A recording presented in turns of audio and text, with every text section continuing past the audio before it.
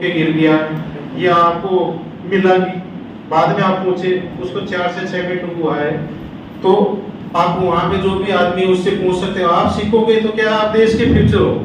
अभी आप लोगों की 15-20 साल उम्र होगी ज़्यादा से ज़्यादा, तो आप उस चीज़ को मतलब अपने उम्र जैसे 70-80 साल तक आप जिएंगे तो उस समय तक आप उसको लोगों को भी बता सकोगे, अपने जो भी रिलेशन वाले रिश्तेदारी में फ्रेंड को सबको आप बता सकते हो, आस पड़ोसी को बता सकते हो। और यही चीजें हम अगर बूढ़े आदमी को बताएंगे तो किसी को कब तक बताएंगे, कब तक तो अपने पास रखेगा।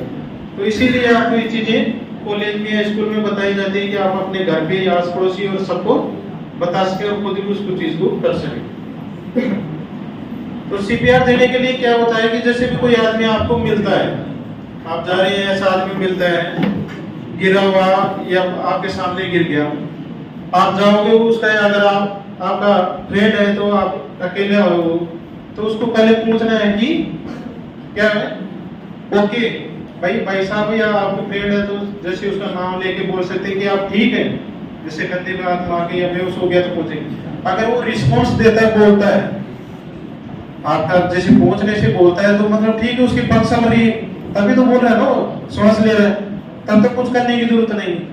अगर वो अनरिस्पॉन्स मतलब रिस्पॉन्स नहीं देता है, कोई भी रिस्पॉन्स नहीं देता है, तब उसको क्या करना है, या आपने रिस्पॉन्स चेक कर लिया, उसके बाद में सीएबी का मेथड आता है। सीएबी मतलब उसका सर्कुलेशन देखना है, चेक सर्कुलेशन। सर्कुलेशन मतलब उसकी पल्स चल रही है कि नहीं चल रही है। और फिर उसका एक एयरवे किसको बोलते हैं ये बताएगा अभी, अभी मेरा नाम आदित्य है, मैं कोल्हापुर से बिलोंग करता हूँ। मुझे मराठी आती है, लेकिन थोड़ा सा बात करने के लिए, लेक्चर के लिए मैं हिंदी में भी बात करूँगा, कुछ मराठी में बात करूँगा। सभी को हिंदी आती है? ठीक है। अभी सर ने बोला कि NDRF national disaster response force क्या करती है काम, आपदा में काम करती है। इसमें कहाँ से जवान आते हैं? पैरामिलिट्री फोर्सेस से। जैसे पैरामिलिट्री फोर्सेस कौन सी होती है? BSF, CISF और जितने भी ITBP, आसाम राइफल, इनसे क्या होता है, ऑन डेपुटेशन के लिए 7 साल के लिए ये मौका हमें मिला जाता है, जिससे कि हम अपने इंडियन भाइयों की, अपने भाई बहनों की सेवा कर सके। ये आगे जाके आपके कॉलेज के बच्चों को भी आगे मौका मिल सकता है। और क्या होता है, जैसे आपदा है, आपदा क्या होती है, एक मैनमेड होता है और एक नेचुरल। तो आपदा में क्या होता है, आपदा किसको बोलते हैं, जहाँ पे हमें बाहर से मदद लेनी पड़ती है। ठीक है, छोटी सी चोट लग गई, कुछ लग गया, तो उसमें क्या जरूरत है, क्या मेरे को नहीं है, बिल्डिंग गिर गई, तो उसमें क्या है, हमें मैन पावर की ज़्यादा जरूरत पड़ती है, तो उसमें हमें बाहर से मदद लेनी पड़ती है। तो इसका गठन 2005 में NDRF का किया गया। तो ये संक्षिप्त में मैंने NDRF के बारे में आपको बताया। अभी सर ने क्या बोला, CPR से क्या है, कार्डियो मतलब हार्ट, और पल्मोनरी मतलब लंग्स, और रिसुसिटेशन मतलब इनको पुनर्जीवित करना। मतलब हम क्या करते हैं, जो श्वसन क्रिया बंद हो रखी है, किसी बंदे को कार्डियक अरेस्ट आ रखा है, या कहीं बंदा कोई ड्रोनिंग केस में डूब रखा है, वो क्या है, उसका सफोकेशन बंद हो गया, उसकी सांस नहीं चल रही है, तो हम क्या करते हैं, उसको कृत्रिम श्वास देने का कार्य करते हैं। अभी क्या करना है, जैसे ही कोई बंदा कार्डियक अरेस्ट आ गया या कोई बंदा मूर्छित आके गिर गया, जिसकी सांस नहीं चल रही है, तो हम क्या करना है, उसको CPR देने का हेल्प करना है। ये हम आपको तरीका सिखाएंगे। तो पहले क्या करना है, जैसे ही कोई बंदा गिरता है तो उस बंदे को साफ और हार्ड प्लेन सरफेस पे उसको उठा के वहाँ से लाना है। ठीक है, उसको वहाँ से लेकर, जैसे ये हार्ड सरफेस है, हार्ड है, ठीक है, हार्ड गत्ते पे नहीं लिटाना है, बेड पे नहीं लिटाना है, तो हार्ड सरफेस पे या फर्श पे कोई कपड़ा डाल दो और हार्ड सरफेस पे, क्योंकि हमें क्या करना है, उसको कंप्रेस करना है, तो अच्छे से कंप्रेस होना चाहिए। आपने वीडियो में देखा होगा, तो इसका एक प्रॉपर हम तरीका दिखाएंगे। अभी उसके बाद क्या करना है, हमने क्या करना है, उसका रिस्पॉन्स चेक करना है। रिस्पॉन्स चेक करने के लिए क्या करते हैं, हम उस भाई साहब को क्या बोलेंगे, आपकी आदित्य ऐसा आवाज नहीं चल रही है तो बताता हूँ आपको, उस हिसाब से कुछ ठीक है। तो ये आदित्य ने बताया अभी कि पहले जो भी विक्टिम है उसको आपने जाके चेक किया, पूछा कि क्या हुआ है क्या नहीं, फिर आपको पता चल गया कि ये गिरा है, बेहोश है, उसका रिस्पॉन्स चेक किया। ये अभी रिस्पॉन्स चेक करने का बता रहा, हमें एक जो डेमो दिखा दें, आपको जैसे फ्रेंड है तो थोड़ा ओके, इसमें बोलेगा ही आर यू ओके, आप हिंदी में मराठी में जो भी बोल सकते हैं कि और उसका नाम लेके बोल सकते हैं कि आप ठीक है जानते हैं। तो चेक कर लिया, रिस्पॉन्स नहीं दे रहा, रिस्पॉन्स नहीं देने के बाद में अब इसके क्या करना है कि जो भी आसपास के कोई अगर ऐसी जगह है कोई नुकीली चीज है या कोई उसके पास कांच वाच है तो उसको वहां से वो उन चीजों को हटा देना उसके पास से। और इसके लिए एक हार्ड मतलब मजबूत नीचे जगह होनी चाहिए प्लेट, क्यों अगर मुलायम होगी तो जो हम कंप्रेस करते हैं इसमें दबाते हैं वो मुलायम चीज दब जाएगी और उसको वो इतना इफेक्टिव नहीं होगा। इसके लिए हार्ड स्पेस होना चाहिए नीचे। तो अगर वो ऐसी जगह नहीं तो उसको थोड़ा सा इधर उधर करके हम खिसका के या जो आसपास है उसकी मदद लेके शिफ्ट कर सकते हैं।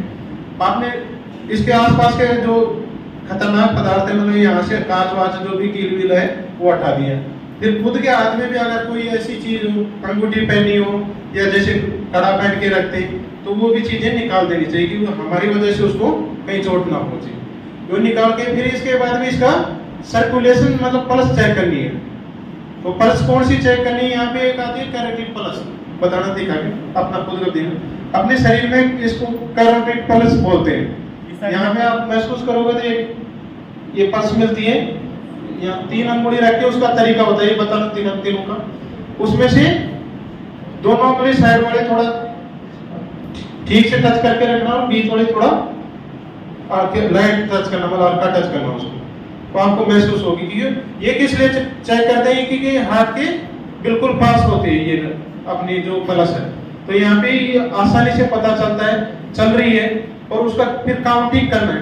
काउंटिंग बताना 1001, 1002, 1003, 1004, 1005, 1006, 1007, 1008, 1009।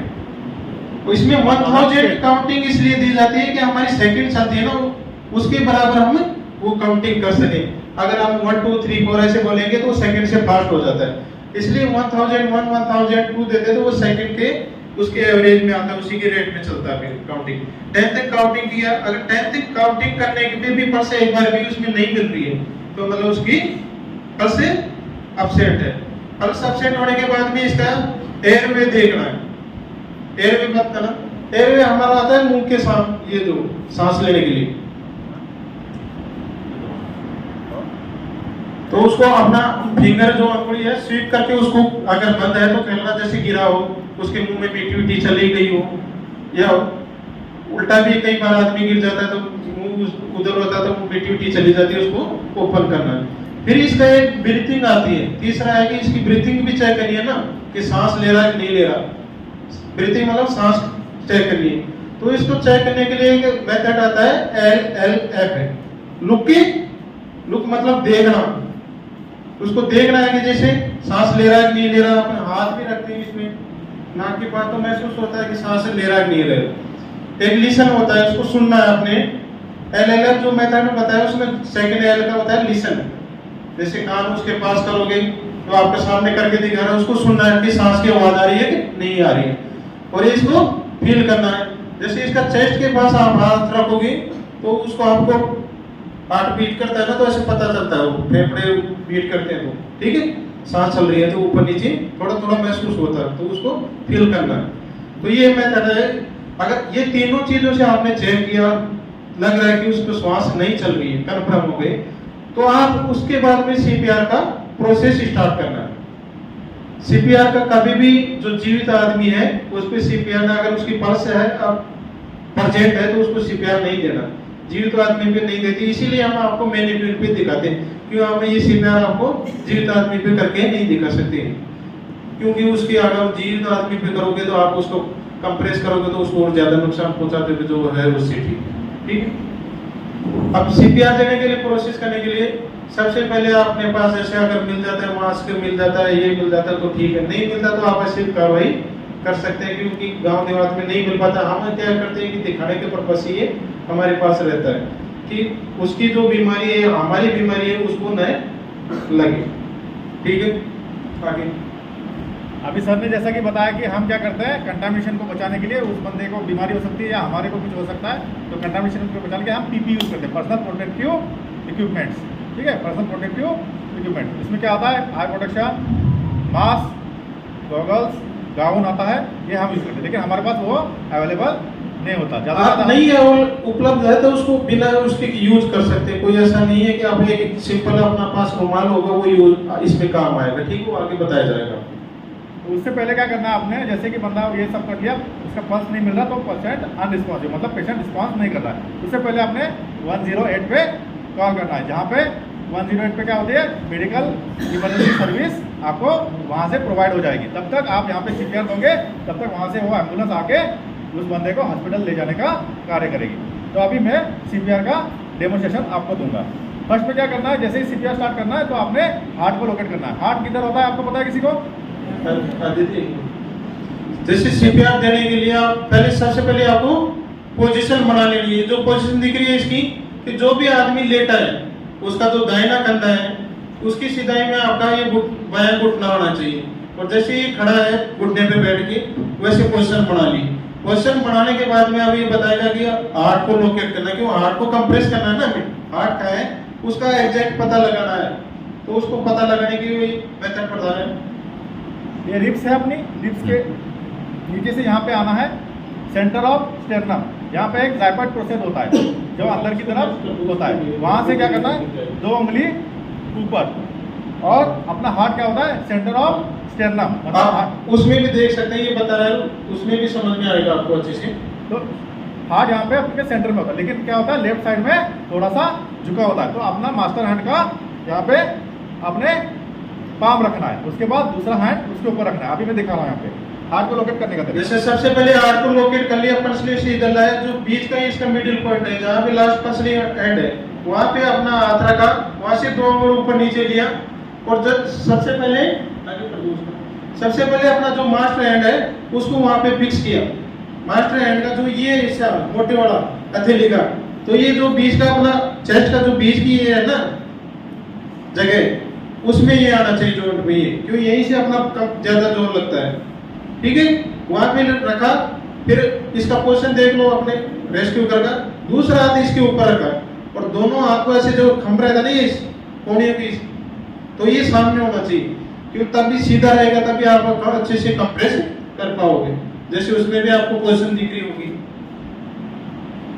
फिर इसको करने के लिए जैसे पोजीशन बना लिया आपने, हाथ रख लिया, इसके बाद में इसको जैसे एडल्ट मतलब जो जवान आदमी, वयस्क आदमी, बूढ़ा आदमी है, उसके लिए इसको 30 बार कंप्रेस करना है। कितना कंप्रेस करना है, दबाना, मतलब कंप्रेस कितना दबाना है, 4 से 6 सेंटीमीटर नीचे दबना चाहिए, 4 से 6 सेंटीमीटर दबना चाहिए। और एक मतलब इसका 5 साइकिल है 30-30 के, 30-30 के 5 साइकिल देने हैं, 5 बारी उसको 30 बारी दिया।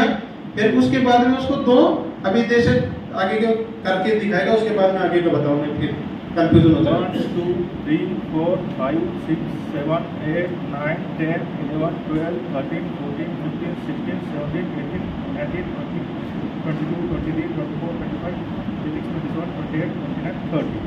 जैसे 30 तक काउंटिंग करना है, काउंटिंग करके फिर इसका जो सिर है उसको थोड़ा सा पीछे करना है, और फिर इसका नाक जो सिर से वो पीछे किया, उसी हाथ से नाक बंद करना है इसका, और एक हाथ से थोड़ा चिन है अपनी ठुड्डी उसको लिफ्ट करना है कि उसको सांस अच्छे से जा सके। पहले ये पता है, एक बार वेंटिलेशन वाला बताओ। अभी इसमें क्या पता है, 1 मिनट के अंदर आपको 100 से 120 बार कंप्रेस करना है। ये कार्रवाई हमेशा चलती रहेगी। बीच में क्या करना है, 5 साइकिल के बाद आपने एक बार दोबारा पल्स चेक करना है कि उसकी पल्स वापस आ गई क्या, वो सांस ले पा रहा है क्या, चेक करना है। और ये कार्रवाई आपने 1 मिनट में 100 से 120 बार, और 2 सेकंड के अंदर आपने 2 बार इसको रेस्क्यू ब्रीथ देना है। जैसे आपने 30 बार कंप्रेस कर दिया, कंप्रेस करते तुरंत इसको सिर को थोड़ा पीछे करना, ठुड्डी को लिफ्ट करना, चिन लिफ्ट, और नाक को बंद करना है, और नाक को बंद करके अपने मुंह में सांस लेना जोर से। और फिर आपके पास अगर रुमाल है या आपके पास जैसे उस समय उपलब्ध जैसे गर्ल रहती है उनके पास चुन्नी की कपड़ा मिल जाता है, उसके मुंह पे रखना, क्योंकि हमें पता नहीं उसको कोई बीमारी हो सकती है, और या हमें कुछ हो बीमारी तो वो उसको जा सकती है, तो वो आप रखोगे तो अपनी सेफ्टी के लिए या उसकी सेफ्टी के लिए ठीक रहेगा। वो कोई भी आप कपड़ा रख सकते हो इसमें, जो मतलब जिसमें से एयर पास हो उसके बरी। और जैसे हमारे पास रहता है एडवांस में कि ये CPR मास्क बोलते हैं, ये हम यूज कर सकते हैं। जैसे इसके कि आपको नाक बंद करने की भी इसमें जरूरत नहीं पड़ती, मास्क रखा और इसमें आप सांस देंगे, ये वन वे है, मतलब इधर इसमें ये सांस देगा तो उसके पास जाएगी लेकिन हमारे पास वापस नहीं आएगी, तो इससे बीमारी होने का फिर डर नहीं रहता। तो लेकिन ये क्या होता है कि हर जगह कम्युनिटी है, जैसे आप घर पे नहीं मिलता नहीं इतना, अगर आपके पास उपलब्ध है तो बहुत अच्छी बात है। फिर जैसे 30 बार आपने दिया, कंप्रेस किया, 2 बार इसको सांस दिए और फिर तुरंत अपना दोबारा से उसको 30 टाइम वो चालू कर देना। तो ऐसे करके 30 टाइम वो कंप्रेस करना, 2 बार सांस देना है, 5 साइकिल करने आपको 5 बारी, और 5 बार करने के बाद में उसका जो कैरेटिड पल्स बताया वो चेक करना है, अगर पल्स मिल जाती है, और तब तक आप करने से पहले एम्बुलेंस को 108 पे कॉल कर दिए थे, तब तक आपके पास एम्बुलेंस आ जाती है तो आप उसको उसमें भेज सकते हैं। और इसी का ये बच्चों के लिए थोड़ा सा अलग होता है। बच्चों को जैसे सीपीआर देने के लिए क्या रहता है कि बताना, थोड़ा सा ऊपर उठा के उसको, उसमें इतना प्रेशर नहीं देना है, जैसे एडल्ट में बताया 4 से 6 सेंटीमीटर तक उसको कंप्रेस करना है, लेकिन बच्चे में उसको 2 से 3 सेंटीमीटर, अभी आधा इंच तक उसको कंप्रेस करना है। अभी कंप्रेस कैसे करना वो बता दिखाएगा अभी ये मैनिक्विन है एडल्ट का, मैनिक्विन चाइल्ड का भी होता है, इन्फांट का होता है ना, छोटा सा देखा होगा आपने स्कूल में देखा है, छोटा सा बच्चे का होता है इन्फांट, उसमें देख सकते हो ऐसा मैनिक्विन आता है, वो छोटा इन्फांट का होता है, वो बच्चों के लिए आता है, लेकिन उसमें प्रेशर करने का तरीका अलग है। उसमें क्या करते हैं हम, सिर्फ वो 2 उंगलियों का इस्तेमाल करते हैं और इसको सीधा टाइट और स्ट्रेट रखना है, और हार्ट को लोकेट करने का तरीका सेम वही है, हार्ट को लोकेट करना है, यहाँ पे रखना है और सीधा अंगुली से दबाते हैं कि हाथ से दबाएंगे तो ज्यादा, अगर उसमें प्रेशर चला जाए तो उसकी रिब्स टूट जाएगी, या जैसे उसके फेफड़े हैं उस पर दबाव चला जाएगा ज्यादा जोर चलने जाने से, तो इसलिए अंगुली से उसको कम दबाना, 2 से 3 सेंटीमीटर, मतलब आधा इंच तक उसको, आधा से 1 इंच तक दबाना। और सेम क्या करना है, इसका सांस देने का तरीका थोड़ा सा अलग है, और इसका एक सांस देने का भी तरीका है अलग ही। इसमें क्या करना है, आपने पूरी सांस नहीं भरनी, आप जितनी नॉर्मल सांस लेते हैं उतना लेना है, और मतलब हल्का सा पफ देना है, पफ समझ रहे हो ना, छोटा सा जैसे पफ दे रहे हैं। जैसे बड़े आदमी में बताया कि उसका नाक भी बंद करना है, तो इसका नाक बंद नहीं करना, मुंह में जैसे मुंह से एकदम सटा के दे रहे थे वो भी नहीं करना, क्यों, हम अगर ज्यादा उसको ऑक्सीजन या हवा दे देंगे तो उसके लंग्स कमजोर रहते हैं, छोटा बच्चा जैसे 1-2 साल का है तो उसके लंग्स कमजोर रहते हैं, फेफड़े कमजोर रहते हैं, वो फट जाएंगे, तो इसलिए उसको पफ बोलते हैं, जो लेना है उसको हवा मारना, बस वो कर लेना तो फिर आना। और थोड़ा जल्दी करना है क्योंकि फिर प्रोग्राम टाइम हो जाएगा, फिर आप कुछ चीजें बताने हैं वो पूरी मैं सिर्फ प्रोसेस दोहराऊंगा, ये जल्दी करते जाएंगे, ठीक है। बंदा कार्डियक अरेस्ट आके गिर गया है, हमने उसको हार्ट स्पेस पे लेटा दिया है, साफ कर दिया, उसका कॉलर कूलर जो भी टाइट है एरिया, जूता निकाल दिया, उसको लेटा दिया। उसके बाद क्या किया, इसका रिस्पॉन्स चेक किया, उसको पूछा कि भाई आप ठीक हो, तू ठीक है, इसका बड़ा तू कसा आहे इसका, त्याने रिस्पॉन्स दिला नाही, तर आम्ही काय केलं, डायरेक्ट त्याची पल्स चेक केली, पल्स चेक केल्यानंतर पण रिस्पॉन्स भेटला नाही, LLF मेथड प्रमाणे आता काय करणार, तो डायरेक्ट CPR डायरेक्ट पहिले त्याच्या आधी त्याच्यात तू काय कॉल कोणाला करणार, 108ला कॉल करणार, जेणेकरून पुढची मेडिकल मदत तुम्हाला भेटू शकेल। तो पण हा करणार CPRची कारवाई। आता हा काय करणार, पल्स चेक करणार, पल्स चेक केली, पल्स मिळली नाही, आता तो CPR करणार। आता हा डोळे करायची कशी पोझिशन, या रिब्स पासून इथं सेंटरला यायचं, इथून 2 उंगली वरती, इसको प्रोसेस भी बताएंगे, वो करे तो फिर उसको पता तो रहे, वो औरों को भी बताए तो ठीक से बता सके। मास्टर हैंड को पकड़ना है, उसके बाद ये उंगली उसमें फंसाना है, पहले एक हाथ रखना, एक हाथ फिक्स कर दिया तो फिर उसको उठाना नहीं होना चाहिए, फिर दोबारा आपको जगह पता करनी पड़ेगी। स्ट्रेट, और ये हाथ आपके स्ट्रेट रहेंगे, ये मोड़ना नहीं है क्योंकि प्रेशर नहीं लगेगा, और पूरा बॉडी वेट चेस्ट के ऊपर रहेगा। तो एडल्ट में दबाने का तरीका क्या है, 5 से 6 सेंटीमीटर, और चाइल्ड में है 4 से 5 सेंटीमीटर, और इन्फांट्स में कितना तरीका है, उसका डेप्थ कितना होना चाहिए, 1.5 से 3 सेंटीमीटर, 1.5 से। उसको कैसे देना, डायरेक्ट प्रेशर मतलब सीधा दबाव, तो उसको कैसे देना है, किस चीज की सहायता से दे सकते हैं, और क्या उसमें क्या दावन रखना है वो बताएंगे। अभी जैसे कि यहाँ पे फोटो में दिखाया, उसके हाथ में चोट लगी है, ठीक है, हम समझ लेते हैं इसके हाथ में चोट लगी है, तो हम क्या करेंगे, जहाँ पे चोट लगी है उस जगह पे क्या करेंगे, कोई रुमाल, कपड़ा, हमारे पास ये है, घर में जैसे रुई का भी मिल जाता है, या कोई साफ कपड़ा हो, अच्छा कपड़ा हो, उसको यूज कर सकते हैं, या रास्ते चलते आपको मिलता है, जैसे मान लो कोई मिल गया, आपके पास पॉकेट में रुमाल रहता है, या जैसे घर से इनके पास अपना दुपट्टा ये रखती है तो वो यूज कर सकती है उसमें। इसको यहाँ पे क्या कर दिया, डायरेक्ट रख दिया उसमें डायरेक्ट रख दिया और उसको फिर उसका ये क्या हो गया आपकी ड्रेसिंग। और उसको फिर अगर आपके पास जैसे चुन्नी है, दुपट्टा या रुमाल है तो उससे हम उसका बैंडेज कर सकते हैं। जैसे हम यहाँ पे तो हमारे पास बैंडेज है उससे करके दिखा रहे हैं, लेकिन उसको आपके पास जो उस समय उससे उसको बांध देना है। बांधने के टाइम उसको ये पूछना है कि इतना टाइट नहीं करना, जैसे बांध रहे हैं उसी टाइम पूछते रहना है कि ज्यादा टाइट तो नहीं हो रहा। अगर आप उसको पूरा अच्छे से कस दोगे तो वो ठीक नहीं, वो टूर्निकेट हो जाता है। मतलब उसमें आपको अगर ज्यादा देर तक बंधा रह जाएगा तो आप ऐसी स्थिति आ जाएगी उसको हाथ को काटने की भी जरूरत हो सकती है। तो उसको इतना उसको लगे कि इससे ज्यादा टाइट नहीं करना। तो जिस मरीज को है अगर वो बेहोश नहीं है उसको पूछते रहना है।